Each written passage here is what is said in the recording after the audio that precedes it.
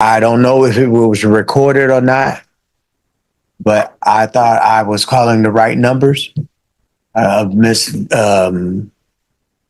Today's courtroom drama centers on Kendrick Williams, a man whose story is as much about survival as it is about struggle. Back in 2019, he was sentenced to 8 years of community supervision for burglary. Fast forward to now, and Williams is standing before Judge Boyd, accused of repeatedly violating his probation. The stakes couldn't be higher. Missing probation check-ins might sound small, but in Texas law, it can land you straight in prison for the remainder of your sentence. So the real question is, will the court see Williams as a man fighting demons, or as someone running out of second chances? Stay locked in, because the twists in this case are both heartbreaking and jaw-dropping. Are you the same Kendrick Williams who was placed on community supervision in 2019, CR 1470, for the offense of burglary habitation on October 2nd, 2019 for a term of 8 years? Is that you? Yes, I am, Your Honor. All right, state. Violated condition number 4 in Barrett County, Texas. The defendant, Kendrick Williams, then and there failed to report the supervision officer as directed for the months of April, May, and December 2023, January 2024, in violation of condition number 4. How do you plead to that? True or not true? True. Your Honor, the state waives all the violations. Any objection? No. Did you understand by pleading true to violation of condition number 4, court could find it true, grant the motion, sentence you to 8 years in the prison and a $1,500 fine? Yes, I do, Your Honor. Knowing that, do you still wish to plead true to violation of condition number 4? That is correct, Your Honor. True. Do you wish to plead true to number 4? Knowing that? That's yes or no? Yes.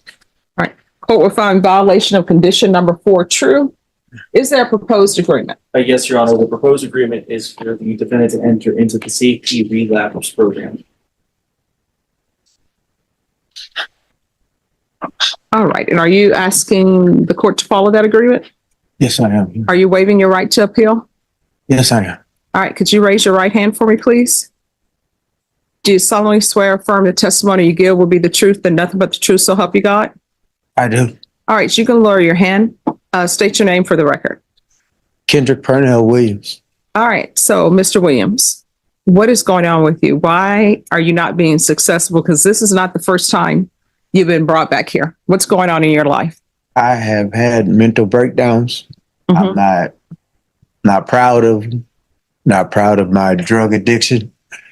I just had setbacks, tried to get correct and be successful. But I'm here in front of you, accepting my wrongdoings and being a man about it and asking for help. All right, but this is what I don't understand. You didn't show up, so you've been missing. Why don't you pick up the phone and call probation and say, I'm going through some things? May I say something, Your Honor? Sure. I did. I don't know if it was recorded or not, but I thought I was calling the right numbers. Miss Mendez, my PO. I was in the San Antonio Behavior Center through those procedures. I was as well in lifetime recovery. I have to accept my wrongdoings as a man. All right, so here's my thing. Did the probation you thought you were calling, did they respond to you? No, they didn't. I was at Haven Pro. All right, so here's the thing. If you call probation and they don't respond to you, what do I always say? If you have an issue and you call probation and you feel as though they're not responding or they're not addressing your issues, you can always come to court. We're here Monday through Friday. Why didn't you do that? I was confused, but that doesn't make no excuse. All right. Probation? Yes, Judge. What are you suggesting with Mr. Williams? Judge, at this point, Because I ordered him for drug court and I also ordered him for safety special needs if he didn't yes, Judge, make it in felony drug court. he completed, so he was not eligible for DDRF. We tried to get him there. He did complete 277 days of safe P. He spent 48 days in the residential aftercare with safety. He was discharged unsuccessfully from drug court. We reached out to drug court to see if they would accept him back, and they said no, not at this time. Mhm.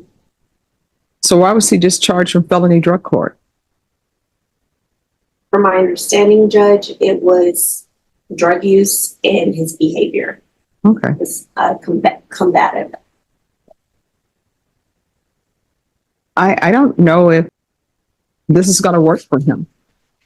All I can say, Judge, is I was reading the notes. I believe that in addition to lifetime recovery and also ITP at Haven for Hope, Mr. Williams also self-admitted himself to the program at Salvation Army. Is that correct?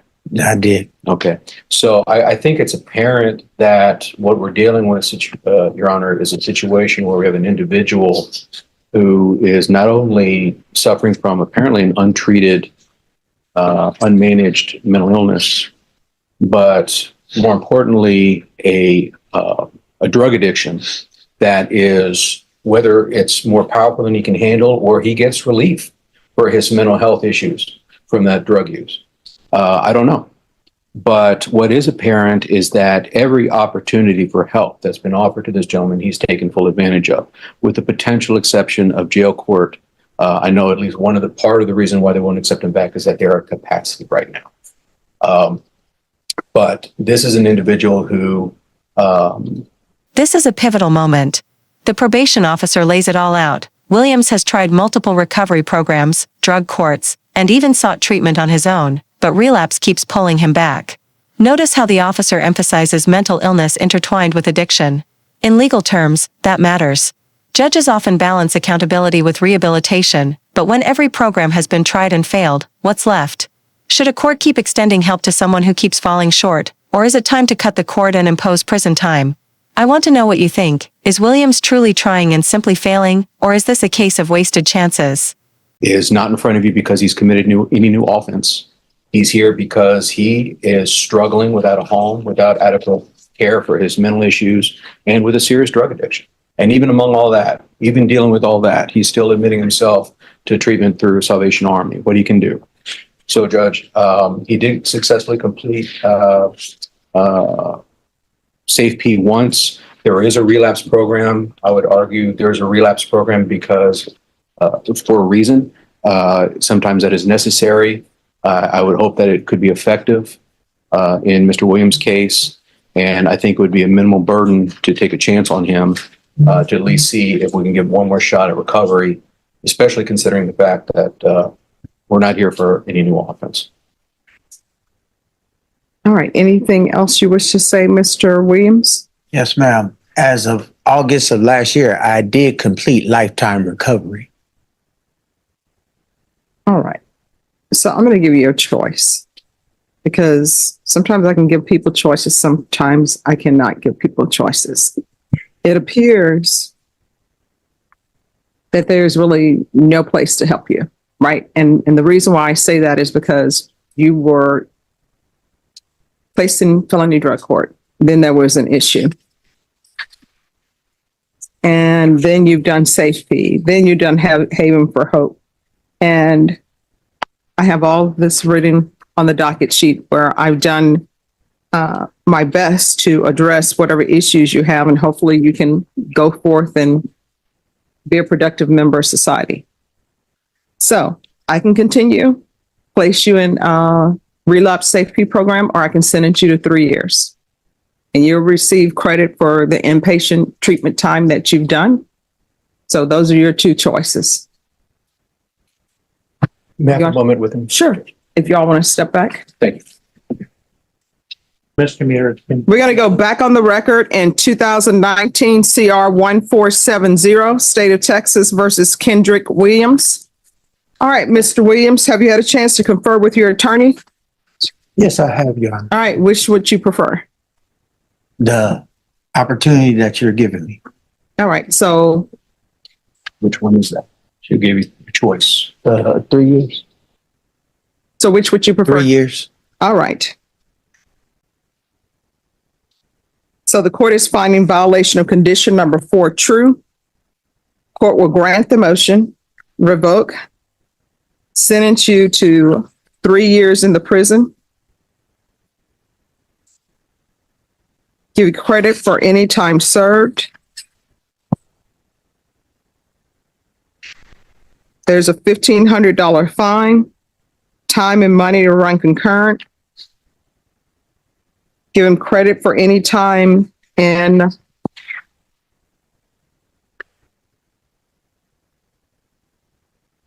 give you credit for any time for successful completion of inpatient treatment. And if you make sure the clerk has those numbers. And if you would like, I could request that you be referred to the therapeutic community. The therapeutic community doesn't increase your time at the prison. However, they will help you if you're accepted. Would you like that? Yes, I will. All right, so we'll do the therapeutic community. All right. Yes. I just, because I'm with the Center of Healthcare Service, like for my mental health, could I get help and assistance with that also? Well, I'll put on here mental health as well. Thank you, Judge. And we can go off the record. When you're released from prison, because you're going to leave from here to the prison, okay? Yes, ma'am. You need to immediately get in touch with the Center for Healthcare Services.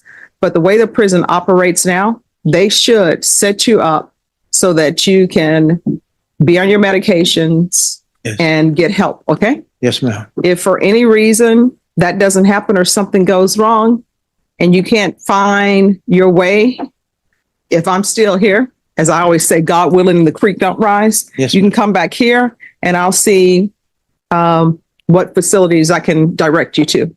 Yes, ma'am. All right. Good luck to you. Okay. Thank you. I'll keep patience in my pocket. Oh, yeah. You need to do that. That's good. I'm sorry there wasn't anything more we could do.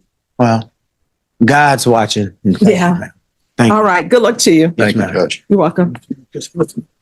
In the end, Judge Boyd gave Williams a choice: one last rehab program or 3 years in prison. And in a surprising twist, he chose prison. The court sentenced him to 3 years, with credit for his treatment time, plus a referral to a therapeutic community behind bars. That means even while incarcerated, he'll still have access to mental health and drug treatment resources. This case shows the razor-thin line judges walk between compassion and consequences. How many chances are too many? If you found this case as shocking as we did, make sure to hit that like button, share your thoughts in the comments, and don't forget to subscribe for more jaw-dropping courtroom breakdowns.